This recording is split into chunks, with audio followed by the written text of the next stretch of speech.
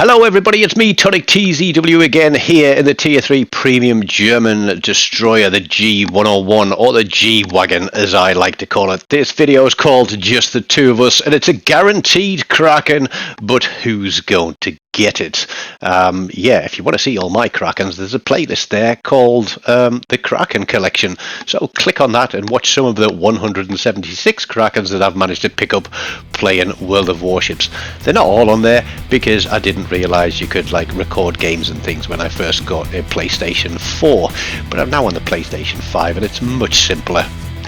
So this is a very cheap and cheerful game, low tier, doing the tier 3 weekly premium, and we get dropped into a tier 2, tier 3 match with an aircraft carrier. Unsurprisingly, they seem to be quite prevalent when I'm out in a destroyer, but the caps are very close together on this one and everybody just likes to push hard. And to be frank, I actually enjoy some of these low tier games because they seem to be much more of a scrap than you get in the higher tiers, you know, with everybody sitting back and just, you know, taking the time to decide when they're going to move forwards.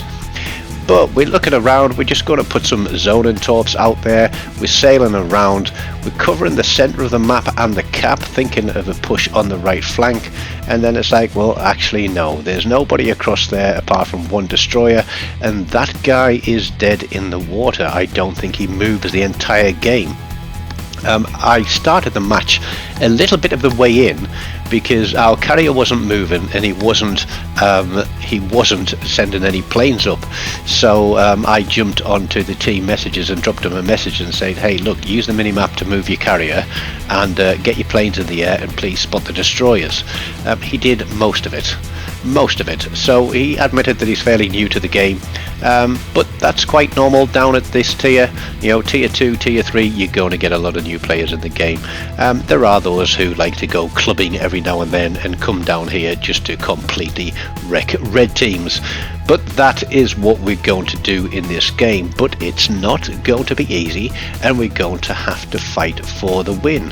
I see this destroyer pushing down the flank and I'm looking behind me and I'm like, no, I've got to go back the other way because our carrier is going to be in danger. There's St. Louis there, there's another cruiser, there's a destroyer pushing. And I'm thinking, okay, what can I do here to do the best for my team?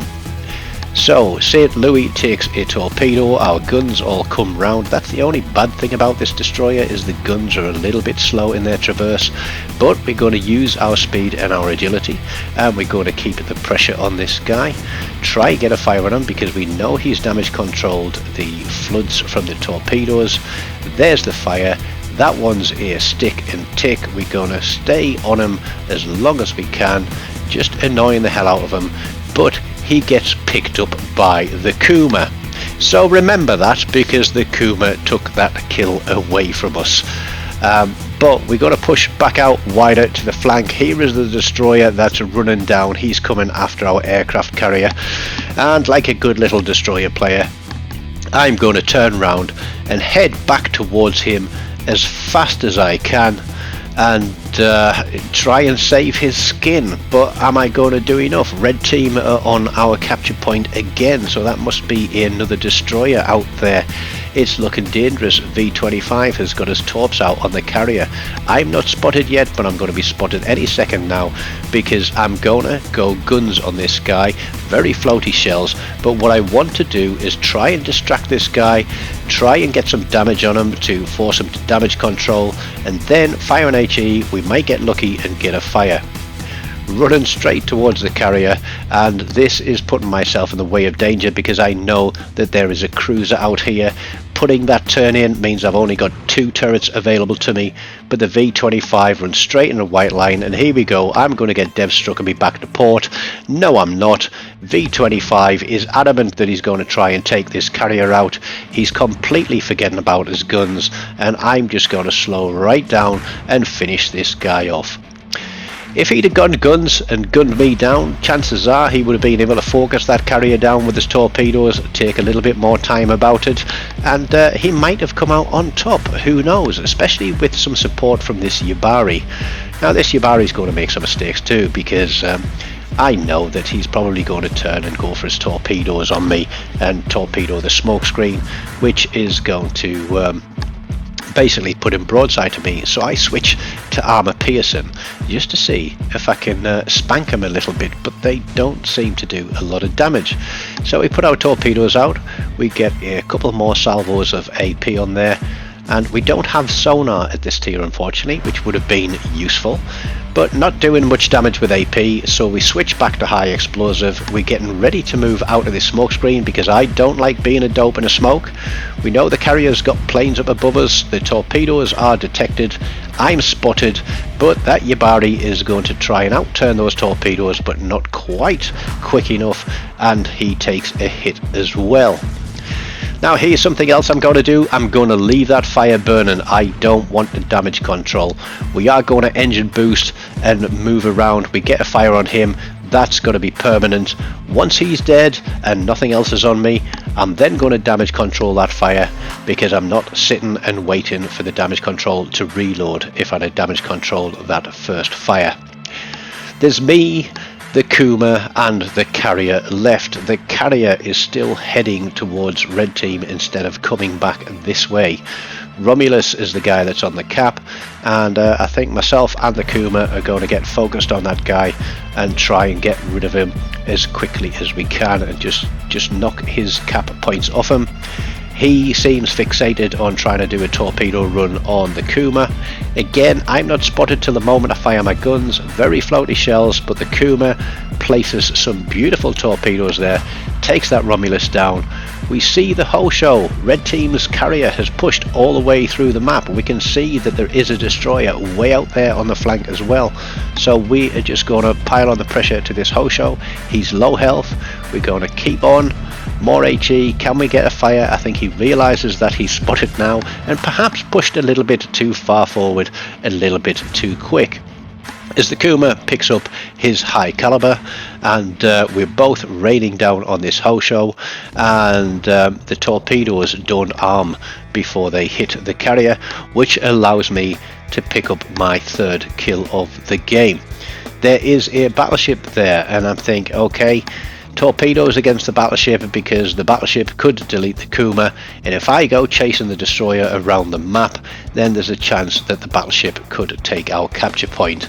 So I'm thinking about the time I've got left in the game to play. 6 minutes, it's 3 minutes for a full cap. Could I get out to the flank and back in 3 minutes as well as killing that destroyer? Probably not. What I need to do is to let that destroyer come to us, and we need to let this battleship come into us as well. So we're going to look for where we're going to put these torpedoes. We get those out there, hoping that we might get lucky, and we're going to move in and support the Kuma, who is already spamming high explosive at that battleship. The good thing about the G101, and I think it's the V25 as well, you have 2 single forward firing tubes, which means you can run towards a target and not have to give up that flat broadside. And we're going to try and distract this Wyoming and put a fire on him, because between me and the Kuma, if we can get a fire on that guy or a flood on him, it means that he's probably going to have to damage control, and then whatever comes next is going to tick down damage on him. This point of the game, watching the video back, I was thinking maybe I should have turned a little bit harder and gone through the gap to my right hand side, but instead I turned to the left, which is the left, which is a little bit of risky business, because I know I'm coming in close to this guy. I'm hoping he's got armor piercing loaded, because it means I've got a chance to live. He does get a fire on me with the secondaries, but I pick up my high caliber, the torpedoes are running, and that guy is going to disappear for kill number 4 as the Kuma picks up a Confederate. The Kuma and I are both on 4 kills. There's 1 destroyer left. One of us is going to get a Kraken out of this. I'm trying to push back through the gap in the island that I should have gone through in the first place, but the Kuma has got this guy dialed in, and with a couple of salvos he is going to finish him off, and that is going to give him the Kraken unleashed and end the game. So sadly it wasn't to be for me, but when you consider that the Kuma picked up 5 kills and I picked up 4 with a very respectable 66,000 damage, a high caliber, it's not too shabby. But there we go, 9 kills for 2 ships, and this is going to be another video tonight that's got exactly the same thing in. So I apologise if it feels a bit samey, but it was 2 very good battles and I hope you have enjoyed them.